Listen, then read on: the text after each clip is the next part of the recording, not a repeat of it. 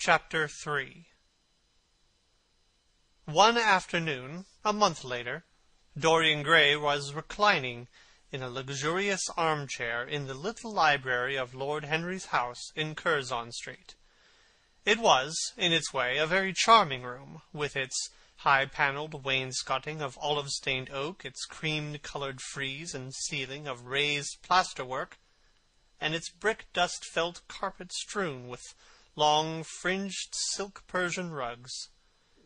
On a tiny satinwood table stood a statuette of Clodion, and beside it lay a copy of Les Cent Nouveaux, bound for Margaret of Valois by Clovis Eve, and powdered with the gilt daisies that the Queen had selected for her device. Some large blue china jars filled with parrot tulips were ranged on the mantel-shelf, and through the small leaded panes of the window streamed the apricot-coloured light of a summer's day in London. Lord Henry had not come in yet. He was always late on principle, his principle being that punctuality is the thief of time. So the lad was looking rather sulky, as with listless fingers he turned over the pages of an elaborately illustrated edition of Manon Lescaut that he had found in one of the bookcases. The formal, monotonous ticking of the Louis XIV clock annoyed him. Once or twice he thought of going away. At last he heard a light step outside, and the door opened. "How late you are, Harry," he murmured. "I am afraid it is not Harry, Mr. Gray," said a woman's voice. He glanced quickly around and rose to his feet. "I beg your pardon. I thought—" "You thought it was my husband. It is only his wife. You must let me introduce myself. I know you quite well by your photographs. I think my husband has got 27 of them." "Not 27, Lady Henry." "Well, 26, then. And I saw you with him the other night at the opera." She laughed nervously as she spoke, and watched him with her vague forget-me-not eyes. She was a curious woman, whose dresses always looked as if they had been designed in a rage and put on in a tempest. She was always in love with somebody, and, as her passion was never returned, she had kept all her illusions. She tried to look picturesque, but only succeeded in being untidy. Her name was Victoria, and she had a perfect mania for going to church. "That was at Lohengrin, Lady Henry, I think?" "Yes, it was at dear Lohengrin. I like Wagner's music much better than any other music. It is so loud that one can talk the whole time, without people hearing what one says. That is a great advantage. Don't you think so, Mr. Gray?" The same nervous staccato laugh broke from her thin lips, and her fingers began to play with a long paper knife. Dorian smiled, and shook his head. "I'm afraid I don't think so, Lady Henry. I never talk during music, at least during good music. If one hears bad music, it is one's duty to drown it by conversation." "Ah, that is one of Harry's views, isn't it, Mr. Gray? But you must not think I don't like good music. I adore it, but I am afraid of it.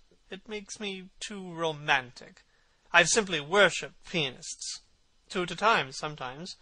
I don't know what it is about them. Perhaps it is that they are foreigners. They all are, aren't they? Even those that are born in England become foreigners after a time, don't they? It is so clever of them, and such a compliment to art. Makes it quite cosmopolitan, doesn't it? You've never been to any of my parties, have you, Mr. Gray? You must come. I can't afford orchids, but I spare no expense in foreigners. They make one's rooms look so picturesque. Ah, but here is Harry. Harry, I came in to look for you, to ask you something. I forget what it was, and I found Mr. Gray here. But we've had such a pleasant chat about music. We have quite the same views." No, I think our views are quite different, but he has been most pleasant. I am so glad I've seen him."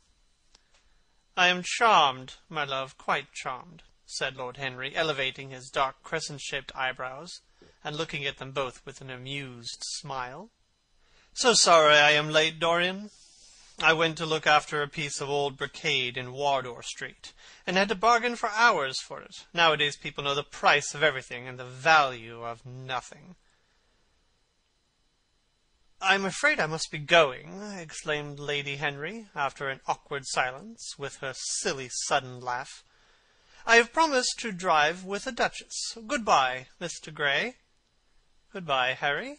You are dining out, I suppose?" "So am I. Perhaps I shall see you at Lady Thornbury's."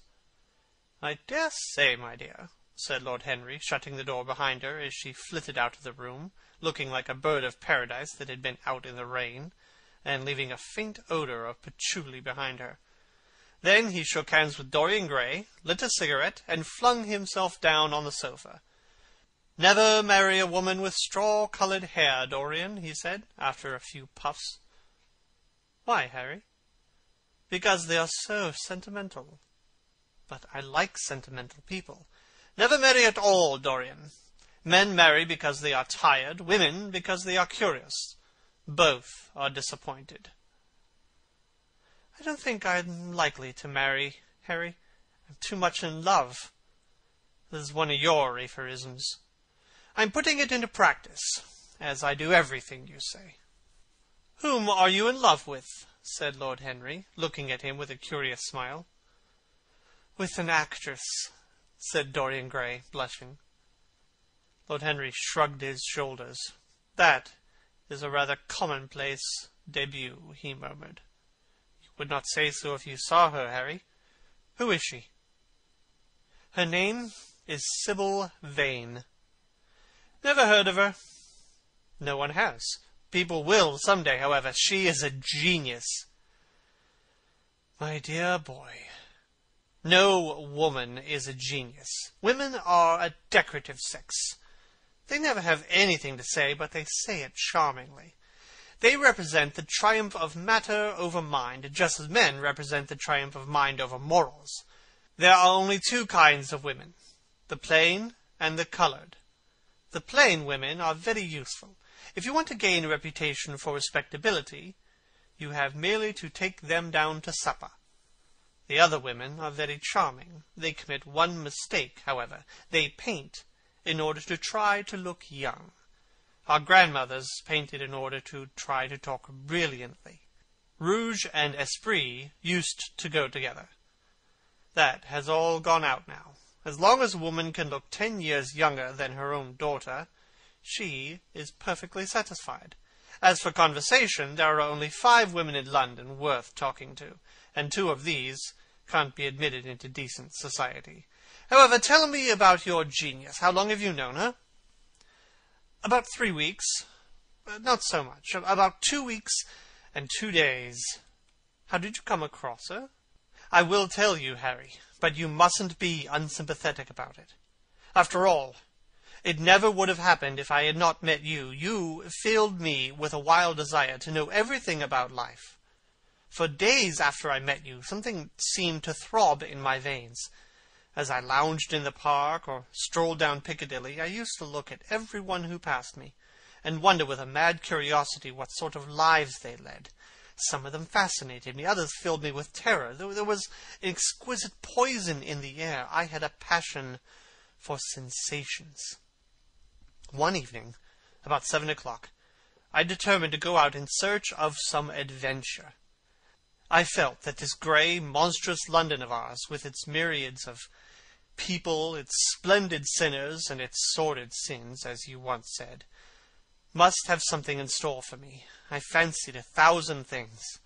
The mere danger gave me a sense of delight. I remember what you had said to me on that wonderful night when we first dined together, about the search for beauty being the poisonous secret of life. I don't know what I expected, but I went out and wandered eastward, soon losing my way in a labyrinth of grimy streets and black grassless squares. About 8:30, I passed by a little third-rate theatre with a great flaring gas-jets and gaudy playbills. A hideous Jew in the most amazing waistcoat I have ever beheld in my life was standing at the entrance, smoking a vile cigar. He had greasy ringlets, and an enormous diamond blazed in the centre of a soiled shirt. "Have a box, my lord?" he said when he saw me, and he took off his hat with an act of gorgeous civility. There was something about him, Harry, that amused me. He was such a monster. You will laugh at me, I know, but I really went in and paid a whole guinea for a stage-box. To the present day I can't make out why I did so. And yet if I hadn't, my dear Harry, if I hadn't, I would have missed the greatest romance of my life. I see you are laughing. It is horrid of you. I am not laughing, Dorian. At least I'm not laughing at you. But you should not say the greatest romance of your life. You should say the first romance of your life. You will always be loved, and you will always be in love with love. There are exquisite things in store for you. This is merely the beginning. "Do you think my nature so shallow?" cried Dorian Gray angrily. "No. I think your nature so deep." "How do you mean?"